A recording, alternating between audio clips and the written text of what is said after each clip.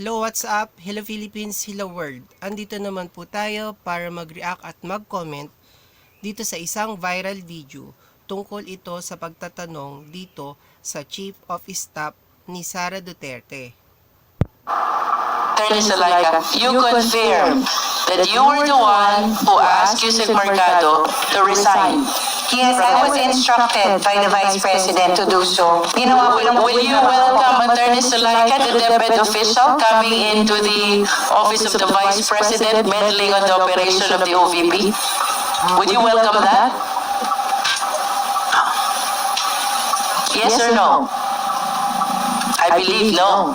Of course, you understand the theory of constructive See, yun ang tanong. Kasi, magkaiba ang opisina dapat ng Office of the Vice President at saka ng Department of Education. Bakit manggagaling sa Office of the Vice President ang magpaparesign o mag-aalis dito sa tao ng Department of Education? Dapat talaga magkaiba ang opisina nila kahit na ang Secretary ng Department of Education ay ang mismo Vice Presidente. 'Di ba? Para sa akin mali. Kasi magkaibang magkaiba sila dapat ng opisina. So, kaya ngayon, sinasabon o tinatanong ito, Chief of Staff, syempre, sumusunod lang daw siya sa utos sa kanya. Ganun naman talaga eh. Kahit naman sa mga kumpanya, ganyan yan eh. Kaya lang minsan yung iba nagdi-decide ng sarili nila, mga kupal din talaga. So, eto nga inutusan daw siya ni Sara Duterte. So, ganun na lang yon. Mesa, do you?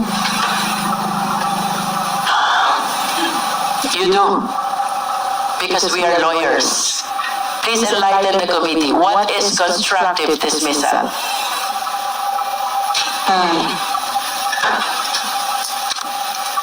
Your Honor, Mr. Chair,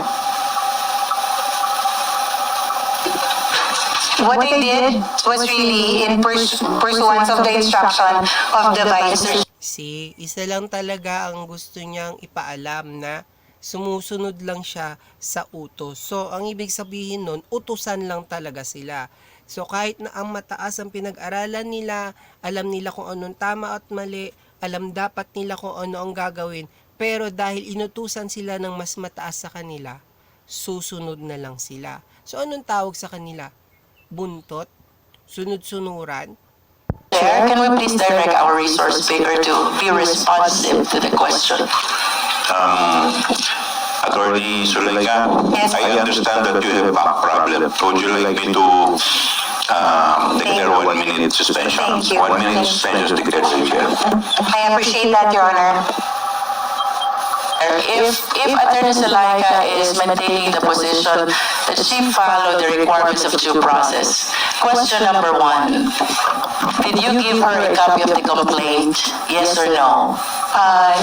No. Did you set a hearing for her? Yes or no? No, Your Honor. 3, did you come up with a resolution on the issue that is being charged against her? Yes or no?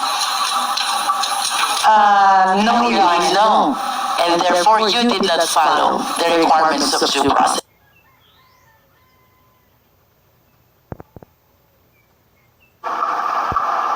Attorney Zulaika, you confirm that you were the one who asked Yusek So, yun yung sinasabi natin. O, di ba?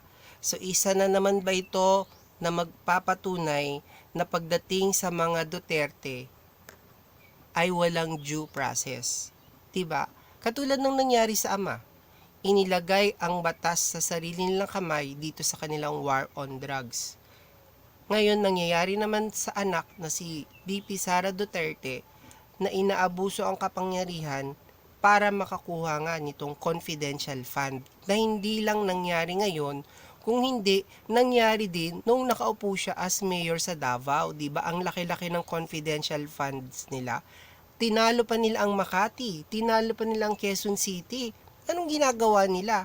Ganun na ba kabongga ang Davao na pwede nang maging isang bansa at gusto nga nilang ihiwalay?